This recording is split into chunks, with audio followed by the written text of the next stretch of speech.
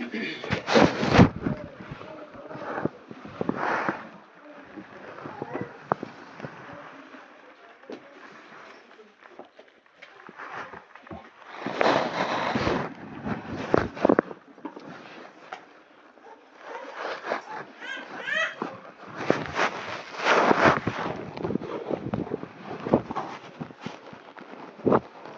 యేసుక్రీస్తు వారి నామములో మీకు అందరికీ వందనాలు.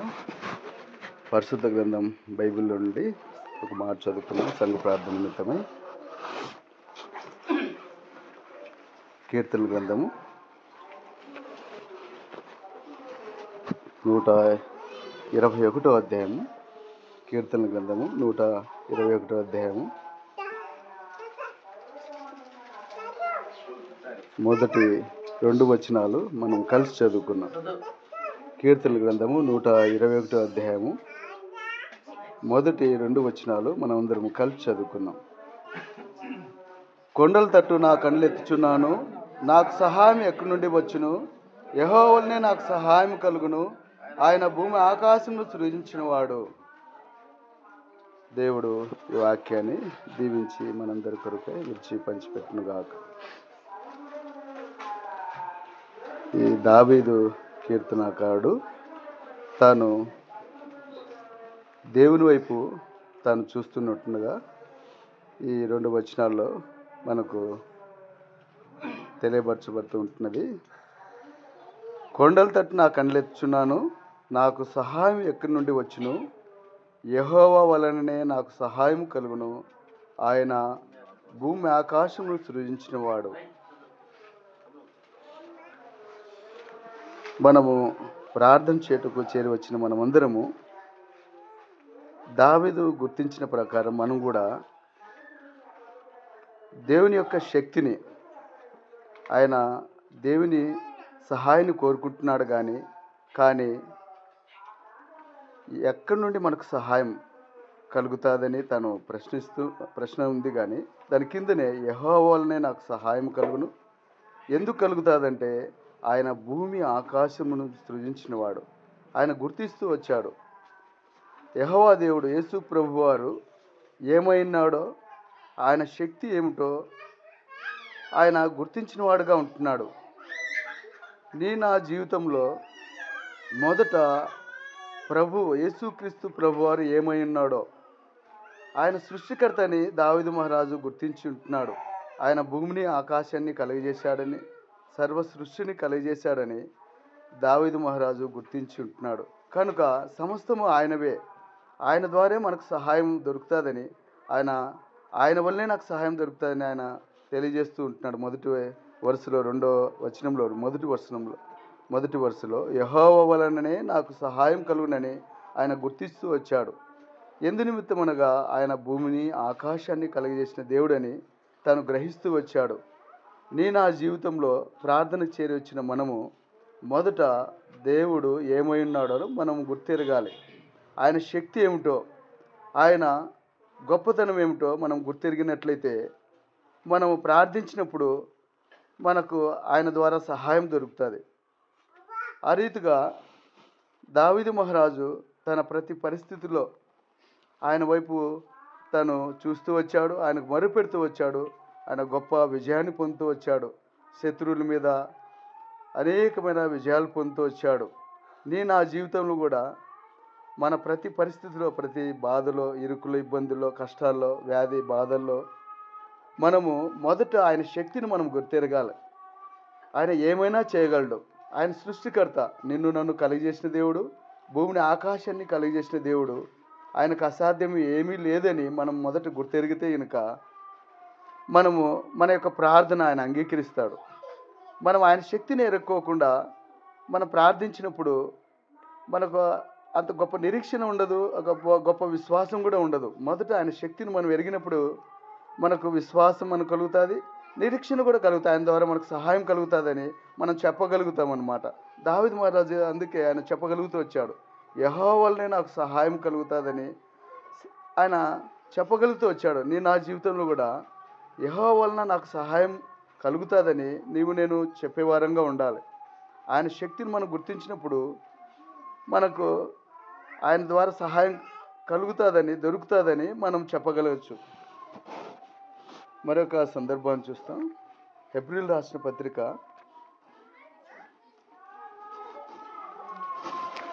11వ అధ్యాయము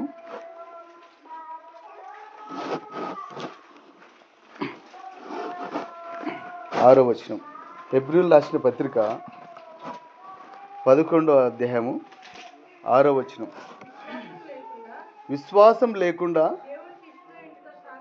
దేవునికి ఇష్టడై ఉండుట అసాధ్యము.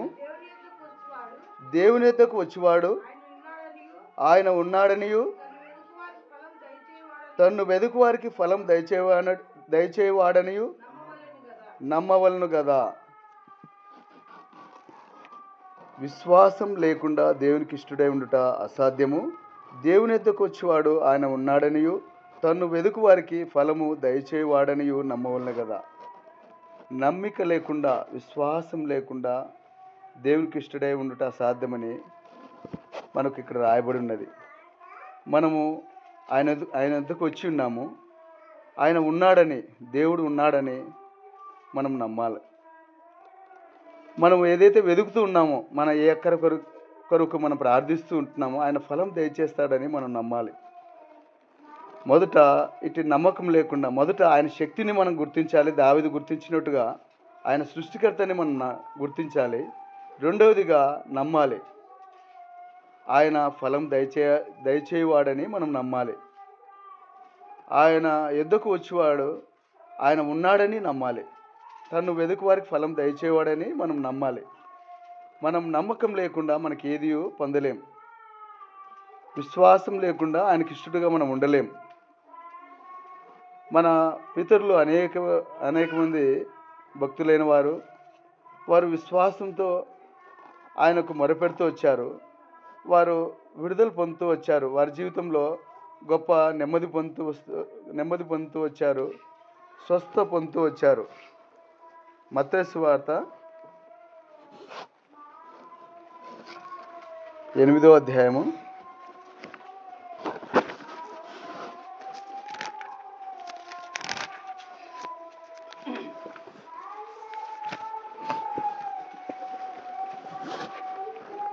5వ వచనం నుండి కొన్ని వచనాలు చదువుకుందాం. ఆయన కపెర్నహూములో ప్రవేశించినప్పుడు ఒక శతాధిపతి ఆయన యుద్ధకు వచ్చి, ప్రభువా, నా దాసుడు పక్షవాయుతో మిగుల బాధపడుచు ఇంట్లో పడి ఉన్నాడని చెప్పి ఆయనను వేడుకొనెను. యేసు, నేను వచ్చి వాని స్వస్థపరిచెదనని అతనితో చెప్పగా, ఆ శతాధిపతి, ప్రభువా, నీవు నా ఇంట్లోనికి వచ్చుటకు నేను పాత్రుడను కాను. నీవు మాట మాత్రం సెలవిమ్ము, అప్పుడు నా దాసుడు స్వస్థపరచబడును. నేను కూడా అధికారమునకు లోబడిన వాడును. నా చేతి కింద సైనికులున్నారు. నేను ఒకని పొమ్మంటే పోవును, ఒకని రమ్మంటే వచ్చును. నా దాసుని ఈ పని చేయమంటే చేయును అని ఉత్తరమిచ్చెను. యేసు ఈ మాట విని ఆశ్చర్యపడి వెంట వచ్చుచున్న వారిని చూచి, ఇశ్రాయేలులో ఎవరికైనాను నేనింత విశ్వాసం ఉన్నట్టు చూడలేదని నిశ్చయముగా మీతో చెప్పుచున్నాను. చాలు. ఈ శతాధిపతి తన దాసుడు గురించి యేసు ప్రభువారి యొద్దకు వచ్చి వేడుకున్నట్టుగా మనం ఈ సందర్భంలో చూస్తూ ఉంటున్నాం. ఆయన ఒక అధికారి, ఒక 100 మందికి అధికారి. అటువంటి అధికారి తన దాసుడు పక్షవాయుతో మిగుల బాధపడుచున్నాడని తన దాసుని విషయమై యేసు ప్రభువారి యొద్దకు వచ్చి ఆయన వేడుకుంటూ వచ్చాడు. కానీ ఆయన వేడుకున్నాడు, కానీ దేవుని యొక్క శక్తిని తాను గుర్తెరుగుతూ వచ్చాడు. ఇక్కడ 8వ వచనంలో ఆ శతాధిపతి, ప్రభువా, నీవు నా ఇంట్లోనికి వచ్చుటకు నేను పాత్రను కాను. నీవు మాట మాత్రము సెలవిమ్ము, అప్పుడు నా దాసుడు స్వస్థపరచబడును. దేవుని యొక్క మాటలో శక్తి ఉందని తాను గుర్తిస్తూ వచ్చాడు. అంతేకాకుండా తన స్థితిని కూడా తాను ఒప్పుకుంటూ వచ్చాడు. ఎప్పుడైతే మన స్థితిలో మనము దీనస్థితికి వెళ్తామో, తగ్గించుకుంటామో, దీనులంగా చేయబడతామో దేవుడు కనికరించేవాడుగా ఉంటున్నాడు. ఆ శతాధిపతి తను ఎంతగానో తగ్గించుకుంటూ ఉంటున్నాడు. నీవు నా ఇంట్లోనికి వచ్చినప్పుడు నేను పాత్రుని కాడని తను ఒప్పుకుంటూ ఉంటున్నాడు. తన నిజ స్థితిని, తన తగ్గింపు స్థితిని దేవుడు చూస్తూ ఉంటున్నాడు. అంతేకాకుండా ఆ శతాధిపతి దేవుని యొక్క శక్తిని కూడా తను గుర్తెరిగిన వాడుగా ఉంటున్నాడు. నీ మాట మాత్రం సెలవిమ్ము, అప్పుడు నా దాసుడు స్వస్థపరచబడును. ఇటు దేవుని యొక్క శక్తిని నేను ఆయన మాటలో ఉన్న శక్తిని, ఆయన ఏమైనాడో మనం గుర్తించినప్పుడు, మనము ఆయనకు మొరపెట్టినప్పుడు మన ప్రార్థన ఆయన ఆలకించేవాడుగా, మన మనవి ఆలకించేవాడుగా ఉంటున్నాడు. చూడు, దేవుడే తన గురించి సాక్ష్యం చెప్తూ ఉంటున్నాడు. యేసు ఈ మాట విని 10వ వచనం, యేసు ఈ మాట విని ఆశ్చర్యపడి వెంట వచ్చిన వారిని చూచి, ఇశ్రాయేల్లో ఎవరికైనాను నేను ఇంత విశ్వాసం ఉన్నట్టు చూడలేదని నిశ్చయముగా మీతో చెప్తున్నాను. ఈ గొప్ప విశ్వాసం తనలో ఉంది. గొప్ప లక్షణాలు తనలో, ఆ శతాధిపతిలో 3 లక్షణాలు ఉన్నాయి. తన తగ్గింపు స్థితి, తను దేవుని యొక్క శక్తిని కూడా తను ఎరుగుతూ వచ్చాడు. దేవుని యొక్క మాటలో ఉన్న శక్తిని తన మాట ద్వారా స్వస్థపరచబడతాడని తను గుర్తిస్తూ వచ్చాడు. అంతేకాకుండా దేవుడు స్వస్థపరుస్తాడని తన విశ్వాసం కూడా ఉంచుతూ వచ్చాడు. నా జీవితంలో దేవుని యొక్క మాటల్లో ఉన్న శక్తిని, దేవుని యొక్క ప్రభావాన్ని మనం గుర్తించాలి. అంతేకాకుండా మనం దీనులమై ఆయన యొద్ద వేడుకోవాలి. అంతేకాకుండా విశ్వాసంతో ప్రార్థించాలి. ఈ శతాధిపతి తను విశ్వాసంతో ప్రార్థిస్తూ వచ్చాడు. నా జీవితంలో ఇటు గొప్ప విశ్వాసం కలిగి ఆయనకు మనం మొరపెట్టినప్పుడు దేవుడు తప్పక మన ప్రార్థన ఆలకించేవాడుగా ఉంటున్నాడు. అంతేకాకుండా ఆయన యొక్క గొప్పతనాన్ని, ఆయన ఏమైనాడో మొదట మనం ఎరిగి ఉండాలి. మనం ఆయన శక్తిని, ఆయన గొప్పతనాన్ని, ఆయన సృష్టికర్తని మనం ఎరక్కోకుండా ఎంత ప్రార్థన చేసినను మనకు ఆ ప్రార్థన యొక్క ప్రతిఫలం మనం పొందలేం. ఆయన వద్దకు మనం వస్తున్నామంటే ఆయన మనకు తప్పక మన ప్రార్థన ఆలకిస్తారని, మనకు సహాయం చేస్తారని మనం ఎరగాలి. కానీ మనం ఎరిగే ముందు ఆయన వద్ద ఆ శక్తి సామర్థ్యాలు ఉన్నాయని, మన యొక్క అక్కర ఆయన ద్వారా తీర్చబడుతుందని మనం మొదట ఆ శక్తిని, ఆయన యొక్క గొప్పతనాన్ని మనం ఎరిగేవారుగా ఉండాలి. ఇక్కడ మరి ఒక సందర్భాన్ని చూస్తాం. ఇదే 8వ అధ్యాయంలో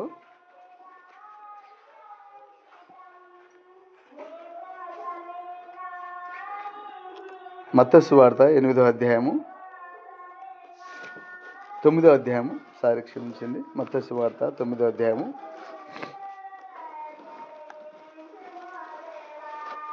మొదటి నుంచి కొన్ని వచనాలు చదువు.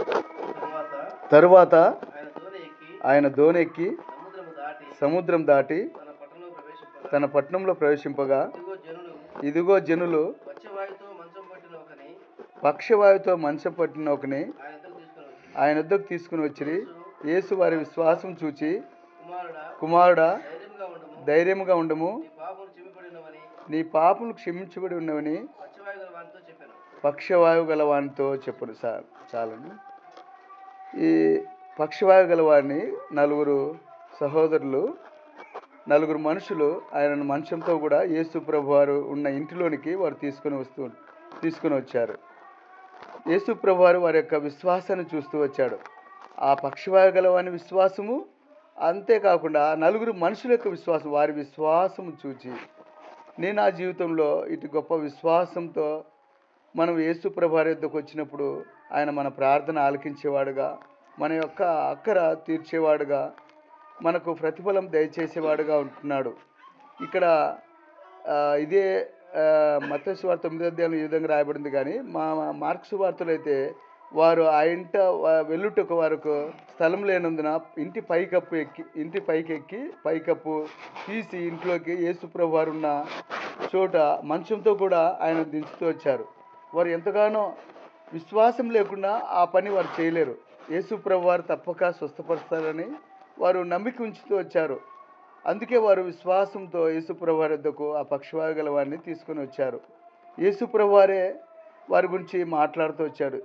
యేసు వారి విశ్వాసం చూసి, కుమారుడు ధైర్యంగా ఉండము, నీ పాపను క్షమించబడి ఉన్నవని పక్షవాయువు గల వానితో చెప్పెను. ఇట్టి గొప్ప విశ్వాసము నా జీవితంలో ఉండి మనం ప్రార్థించినప్పుడు దేవుడు మన ప్రార్థన తప్పక వినేవాడుగా ఉంటున్నాడు. ఇదే 9వ అధ్యాయంలో ఆ రక్తస్రావం గల స్త్రీ గురించి కూడా దేవుడు మాట్లాడుతూ వచ్చాడు. 9వ అధ్యాయము 19వ వచనం చూడండి. యేసు లేచి అతని వెంట వెళ్ళను, ఆ శిష్యులు కూడా వెళ్ళరి. ఆ సమయమున ఇదిగో 12 సంవత్సరం నుండి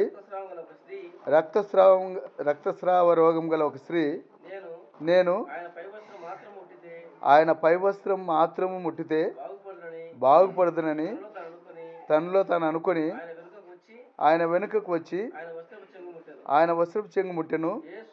యేసు వెనుకకు తిరిగి ఆమెను చూచి, కుమారి, ధైర్యంగా ఉండుము, నీ విశ్వాసం నిన్ను బాగుపరచని చెప్పగా ఆ గడియ నుండి ఆ స్త్రీ బాగుపడిను. చాలునా?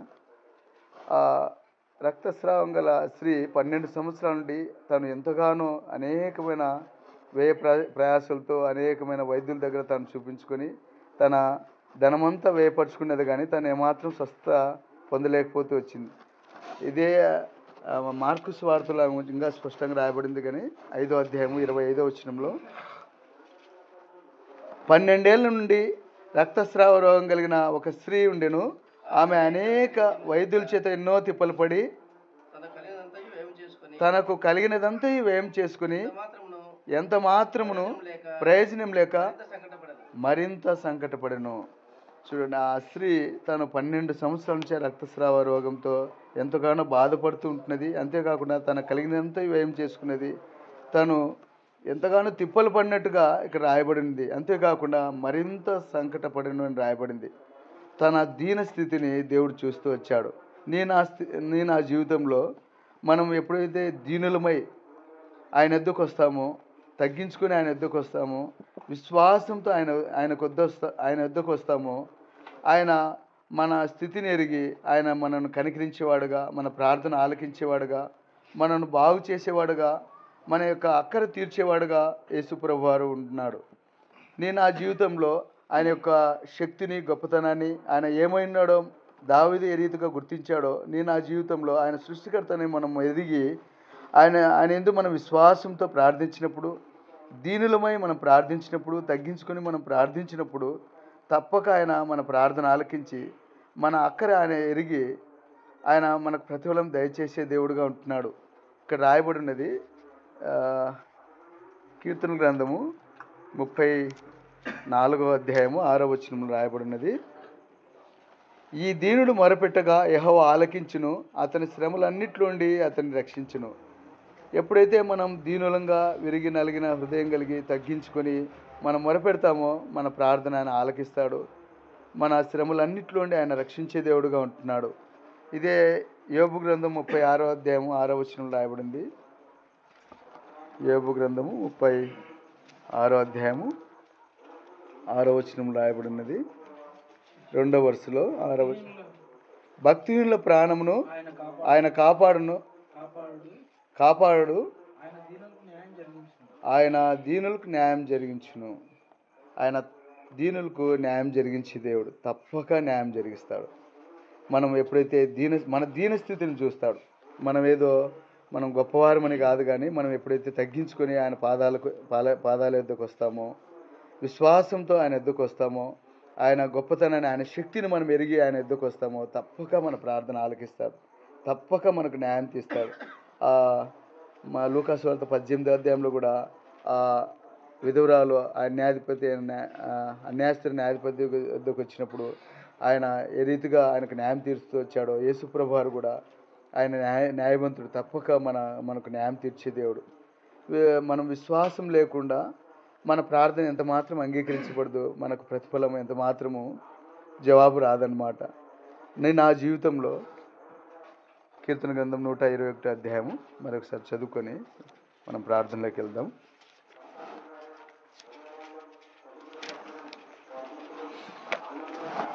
మొదటి 2 వచనాలు అందరూ కలిసి మరొకసారి చదువుకున్నాం.